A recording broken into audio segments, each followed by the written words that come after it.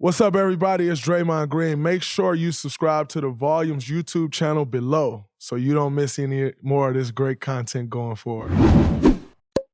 Continuing on along with your career, you, Jamal Crawford, Manu Ginobili are viewed as like the guys coming off the bench. The sixth man, like y'all are viewed as, in my opinion, probably the best three guys. Now, the one guy that I would put in that conversation, and no one does because he wasn't scoring a lot, was Andre Iguodala when he was with us. Or, I mean, he's with us now, but when he first moved to sixth man, right, and the impact that he had on our team, I'm like, oh, he should be in that conversation as well. Mm-hmm. You know, but obviously you guys have the Sixth Man of the Year awards to back that up. But how would you compare your game to Jamal Crawford and Manu Ginobili game and their path as well?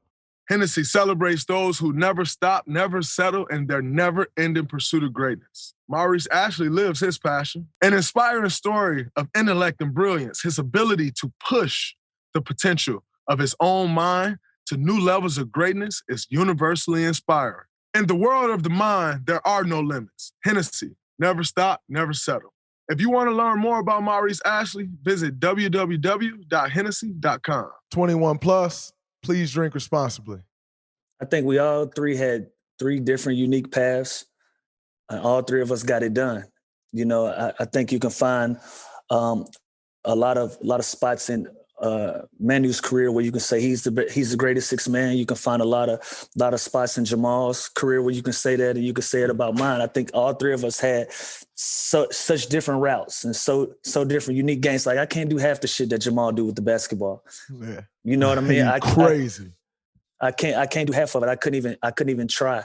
I don't know if I could have accomplished the things that Manu accomplished in that system the way that he did.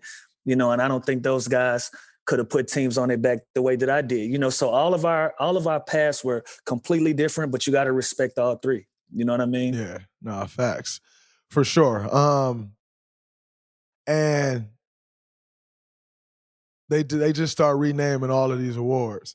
If they I gotta have with the Sixth Man Award, who that go to? I gotta have it. I could respect that. I don't shy away from that because out of the guys that we compare, you know, when we start having a six-man conversation, I think I'm the only one that embraced it, that said, I agree. Like, this is a lifestyle. You know what I'm saying? I think Jamal always strived to be like a mega star. You know, and he was. Don't get me confused. You know how this shit go, but yeah, he always was looking for that. And I was like, if this is my job, I'm gonna make it embarrassing for me to come off the bench. And so that's the only reason I say I give it to myself, because I just embraced the lifestyle of it. I made it okay for kids to want to even accept that position.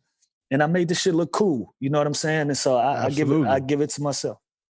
I actually agree with that. Because and it kind of goes back to what we were just speaking about, was if no one ever thought you was a starter before, you got to a point to where the team was yours and you still kept coming off the bench. It's like, what are we doing?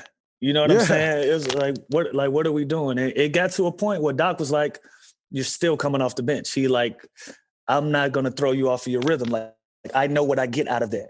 So I'm not even going to play around with it, because I know exactly what I'm going to get out of you when you come into the game at the 5-minute mark.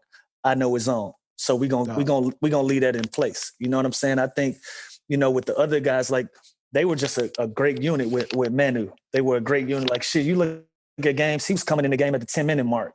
Yeah. Like he wasn't no six man for real.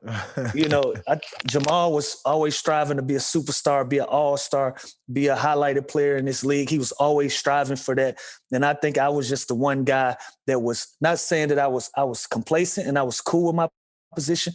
I just embraced it. And I gave it a name, gave it a likeness, gave it a vibe, gave it a feel. You know what I'm saying? No, for sure. I think for those of y'all that don't know, if you pull up to Signature, the private airport at LAX, For this sure. man still has his own parking spot. That's dope. 6th man of the year. But Lou Will. But before it said Lou Will, just to keep it all the way 1,000, it said Jamal Crawford. It said, see, I didn't see that. Yeah, I didn't see that. Yeah, so it said Jamal Crawford, and once I won that first Clifford one, we came to the airport and it was changed. So it was him first. Yeah. It was okay. It was Big Dog spot first. I respect that. that. And by the way, much love and respect to Jamal Crawford, one of the OGs, guys who did it the right way. Probably can still play. Hooping. If you want to I be just honest seen somewhere. I just seen he had 40 this weekend in the pro. Yeah, he different. He different. Benjamin Button for real. For sure. He different. But I think the fact that it still to this day says that carries some weight. Like, this is Los Angeles. It's not Oklahoma City. Like, this is like Los Angeles, man. Everybody go to that airport. Yeah, I know that. Like, I know LeBron was looking like, what the fuck is going on around here?